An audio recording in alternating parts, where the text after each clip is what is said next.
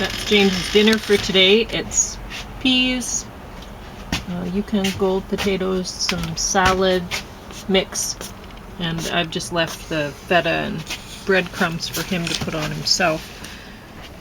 I'm going to talk about Yellowjackets Season 1, Rick and Morty Season 1, Amulet, and Magnificent Obsession. And it looks like James wants to talk about Hunter S. Thompson some more. Hunter, well, I don't know if I want to. Has to be said. Boy, we had quite a hike. Yeah, 2 hours, 45 minutes. Totally dehydrated. I'm feeling pretty dehydrated too. Now, you've had all of these. I don't want them. Breadcrumbs. So, yeah. I don't know And if I'll that is use just all of going to them. give me a headache, so you may as well have it all too. Okay. So, Yellowjackets Season 1 was really entertaining. But I like Christina Ricci, and there were some other good actors in here too.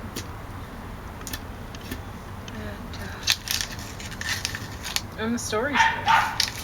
And it's about some people who, it's a soccer team who ends up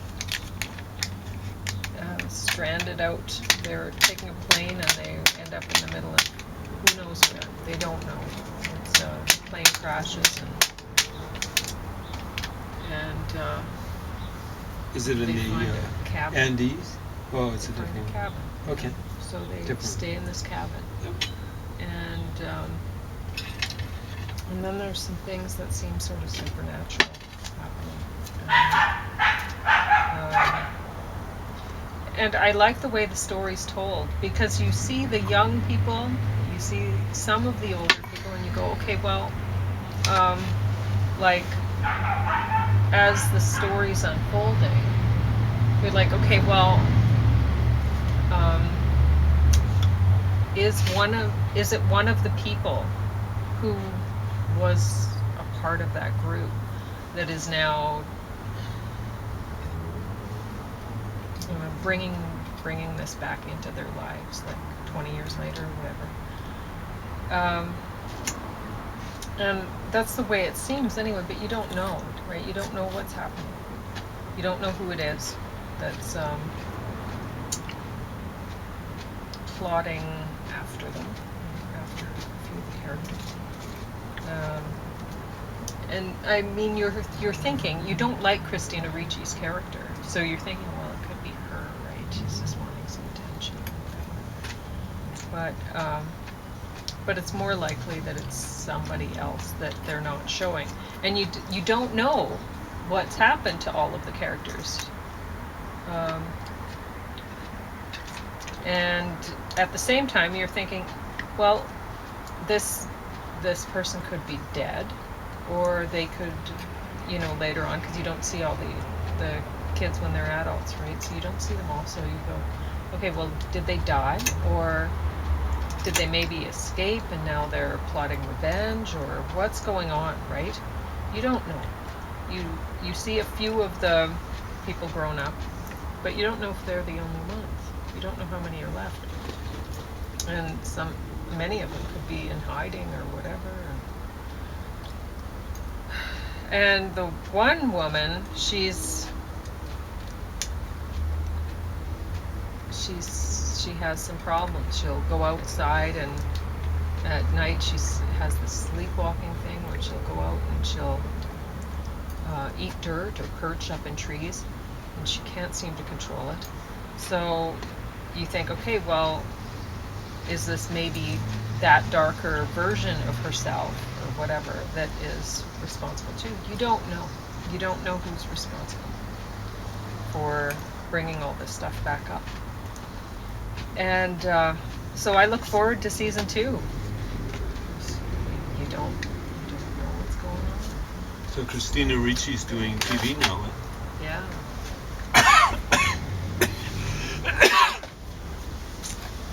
Now, I had just watched, I can't remember what season it was. It was a later season, like maybe season 6 or something like that. and I was just introduced to Rick and Morty. And then I saw this season 1 there at the library, so I was like, well, let's see how that goes. So, yeah, pretty good.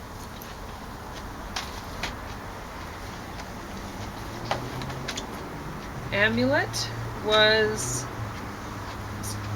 pretty creepy. It's a horror movie, and I don't know. I mean, it got third in the stack, and it wasn't great, but it was genuinely scary in parts. Sorry about that. Oh, it's okay. Now, Magnificent Obsession. It says 1954, and has Rock Hudson in it, so it's always nice to see him, isn't it? But it's boring. It's incredibly boring. Nobody would want to watch it. I don't know why they bothered to restore it. It's Is it colorized there? yeah, it is. I thought so. It's so bad. I just looked in and it looked kind of weird. Yeah, it looks attractive, but it's no good. It's not interesting. Nobody wants to watch this movie.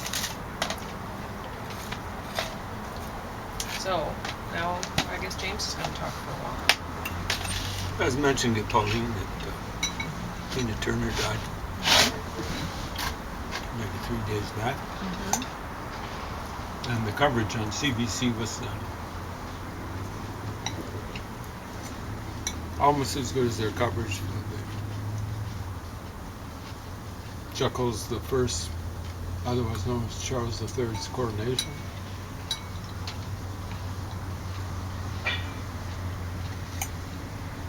Where they were constantly trying to stir up trouble in Canada about how Canada shouldn't have a monarch, should have they probably want a republic or something like that. Big trouble is, one study I ran across, it was a long time ago, plus 40 years ago, indicated, and the stats seem to be pretty good, that constitutional monarchies, not monarchies, but constitutional monarchies, if you don't know what that is, tune in somewhere else. Constitutional monarchies were more stable than republics. And stable in a good way. I mean, like I'll be talking again about one book I've been reviewing, Revolution and Dictatorship, where you can get a certain type of stability that is, I would argue, is based on totalitarian, and it's left-wing in nature. I would characterize even fascism as being, or Nazism, as being more authoritarian, totalitarian. Given some arguments, I'll be giving something like that, concluding arguments sometime in the near future.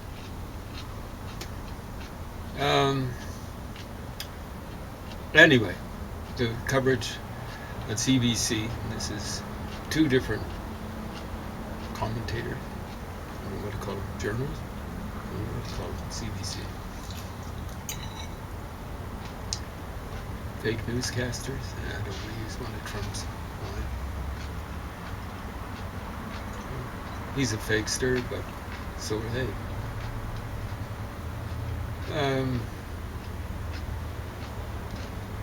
So the basic line was, wow, I mean, she was the queen of rock and roll. That was, both commentators or whatever were saying, she's the queen of rock and roll. I'm going, she wasn't when I was a kid.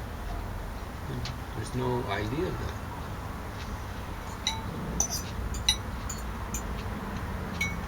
that. You'd see her maybe as rhythm and blues.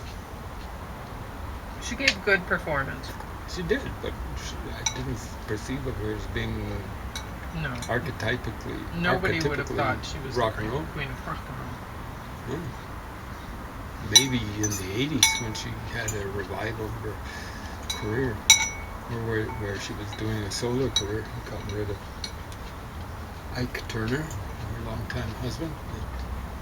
I think Ann Wilson should be the queen of rock and roll. Well, there you go. Mm-hmm. A better voice in most ways. I mean, Tina Turner had a lot of power. I wouldn't characterize her as having a lot of range, whereas Ann Wilson has got power and range, and has the ability to. This isn't strictly speaking what we think of rock and roll, but she can kind of dial it back and do a ballad. Tina Turner doing a ballad. Private Dancers can just dial it back a little bit. Tina Turner's classic stuff. So what they were saying was, these are two different commentators. One was saying she just like broke through. She was the first woman to really rock out. I mean, what are you talking about? I wish I'd been a spider on the wall or something, not a fly on the wall. I would have been. What sits on the wall and yells and screams? I don't know. But this poor benighted individual, commentator, journalist, or whatever, had never heard of, much less heard, Etta James. Etta James came from the 50s. I've seen her live in concert in Toronto. Must have been in the when would it have been? Late 80s or early 90s. Powerful. Yeah? I don't think Tina Turner had held a candle to her, and she could kind of do a smoky ballad. I remember being impressed by Rod Stewart's, turned out to be a cover version of something called "I'd Rather Go Blind." It was on his, I believe, 1972 album. What was it called? Never a Dull Moment. And I think it was 1972 when he put that one out, 73 maybe. And Rod Stewart did a good job. Etta James did a good job too. I don't know if it was the original version. I don't think she wrote it or whatever. But pretty well written song and well performed by those two. But Etta James could really, to call it rock out, she really remote. You could really, really take a note and really, really make it scream. But, yeah. So that's the 50s. Now, Tina Turner, I tend to think of her as their first, what should have been a hit.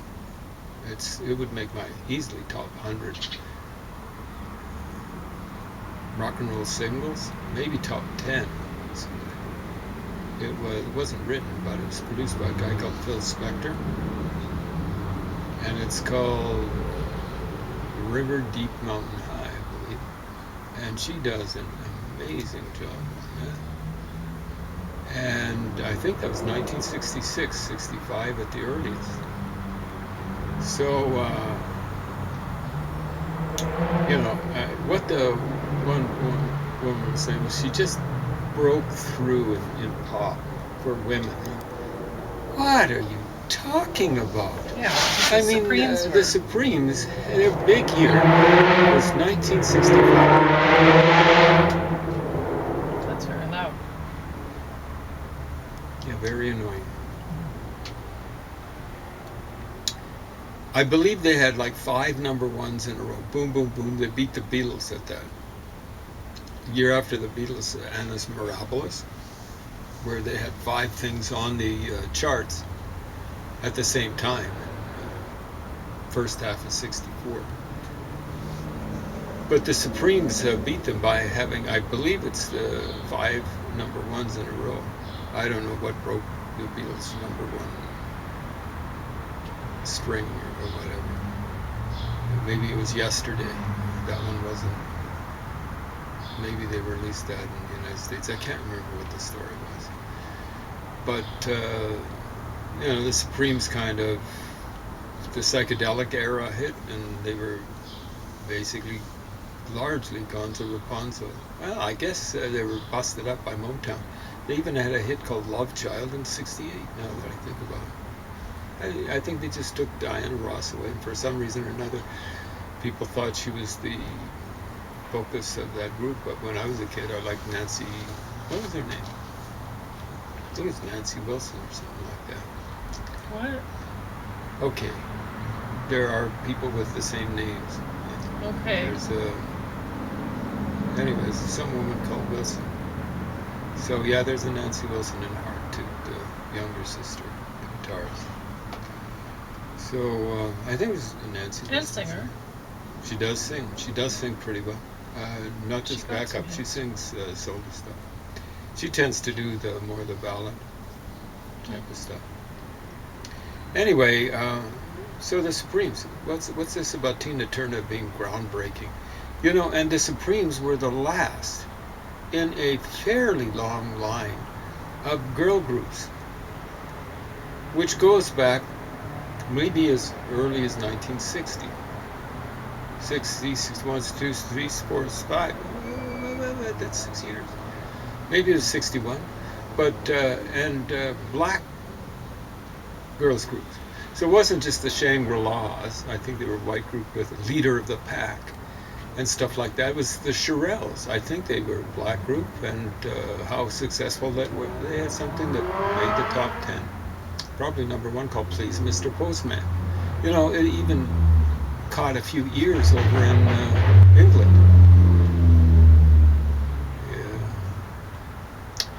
Yeah. 8 of those ears belonged to the Beatles. So the Beatles covered that song, Please Mr. Postman.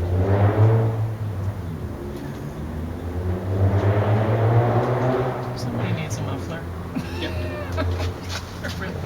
What they lack in brain power, they make up in horsepower. Yeah. At any rate, advertising, how little gray matter they've got between the ears. Fun times. Wish I had their license plates back. Advertising stuff on the internet. Yeah, I don't think you can do that. If you just catch them and show the license plate, don't say anything. At any rate, res, what is it? Ipse loquitur, as Hunter S. Thompson so often said in print. Res thing, ipse itself, loquitur speaks. So what does that mean? The thing speaks for itself. So there's a license plate. I was I've seen it on, I don't know if they put the license plates, but they'll show on the internet of people doing bad driving, like cutting people off. And I don't know what happens in the people feel. I think they just keep on going. Okay, I'm not braking for you. I'm not going to accelerate. You just see the bump in the car after they've done some stupid cut up. So, yeah. So it wasn't a breakthrough for black artists, wasn't a breakthrough for women artists, wasn't in terms of pop rock, wasn't a breakthrough in hard rock for women. What's that about? Do your homework, CBC. Do your homework, journalists. I've been a journalist. I've worked with journalists, and I haven't been impressed. And I'm not impressed yet. I worked as a copy editor. I worked as a sports editor. I worked as a student newspaper. I worked as a cultural page editor and stuff like that. But I saw all the flunky politicos and all that sort of stuff. You don't impress me. And anyone who's impressed by journalists, I don't care if it's right, left, center, up, down, forward, backward. If you're impressed by journalists, I'm really not impressed by you. So yeah, this thing about Tina Turner being, like just some sort of groundbreaking stuff. No, she was awesome act. Um, Ike had her, and what was it, like 3 women, the Ikeettes, 2 women at least, with the shortest mini skirts I'd ever seen. And they weren't like tight or anything like that. They were just kind of like floppy, and they were just basically below the waist, basically. And it was a pretty impressive show. I mean, I think the first time I saw them working it out was maybe 1969. And I'm telling you, it's kind of hard to cut the Rolling Stones when they're in rock and roll mode. And it's kind of hard to cut the Beatles when they actually rocked out. They didn't rock out that much. They did a lot of different things. They did Yesterday. They did Blackbird. They did a variety of different things. They did Obla Di Obla Da, which is kind of like, you don't know if it's a polka or if it's you can't say attempted reggae, because they actually, I know this is probably politically and artistically and whatever incorrect, but they improved on reggae or Jamaican type of music with Obla Di Obla Da. It's just catchier. What can I say? The lyrics aren't the greatest, but they aren't the worst either. And but 69, somewhere around there, what did they do? Well, they did Honky Tonk Women. Would have been 71, later than that, because the Stones came out within 71. Just cut the Stones, all the pieces, as far as I'm concerned. I don't know when they did get back, but when it comes, the Beatles did kind of like a bopping kind of version. Someone claimed it was kind of like their latter-day version of skiffle, which is the sort of stuff they started off with, not really rock and roll. Skiffle was kind of like almost like a weird folk music or something like that, only in England. And but they rocked it up, Ike and Tina Turner, and wow, very impressive. Now they got some things wrong, like I remember a while back I scored Ike and Tina Turner's big hits, and I'm going, wow, because I was thinking Honky Tonk Women, River Deep Mountain High, but I think the River Deep Mountain High was the only thing that Spector produced with them. Might have done a couple others. So basically, it was Ike's vision, and I'm going, something that they were playing on CBC again and again. It starts, left a good job in the city, work, and then somewhere along the line, they're saying, like, we started off this song nice and slow. Well, we never do a song nice and slow or whatever. We always do it nice and rough. I like the job in the city, working for it. And I'm going, nope, you missed it both times. Missed it both times. And that's the trouble with Tina Turner, but particularly Ike. There's only one way, and that was nice and rough. And when nice and rough wasn't appropriate, a la Proud Mary, and any number of other things, it just doesn't work. And of course the nice and slow doesn't work, because that wasn't their style, as Tina says.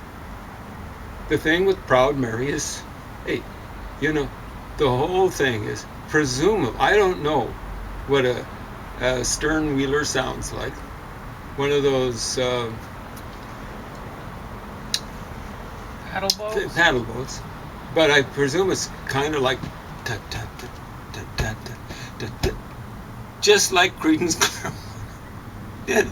You get this kind of rotary motion, but it's kind of slow and lazy, but not really, really slow. How are you going to cut Creedence? I mean, John Fogerty knew what he was doing. He never, I don't think, ever had a #1 hit, but he had everything he put out went to #3. And it was hit after hit, #3, #3, #3, because that guy's head had ears like a elephant. He knew what he was doing. And poor old Ike, he was a good rhythm guitar player and all that sort of stuff. He was a bad, bad husband. But didn't quite have the imagination. He's definitely no Phil Spector. So I think I've exhausted that, exhausted myself. You think we got 10 minutes left or something like that? 5 sort of. Oh, sure. Get you up. Yeah, I'm so tired. Yeah, you have 3 minutes. 3 minutes. There we go. So Hunter S. Thompson, I was mentioning, like I've mentioned before, anything. Here's what to do when you're talking about a candidate anywhere, but particularly in the United States, particularly not so much a candidate for president, but a candidate for the Democratic Party to run for president. Would Hunter S. Thompson be enthused about this guy? Maybe not so much approve, but would he be enthused about this guy? Do not support him. I think the only person that Hunter S. Thompson maybe got it half right about was Bill Clinton. I think he kind of supported Bill Clinton. And a lot of flunkies who were down on Edward Muskie and Hubert Humphrey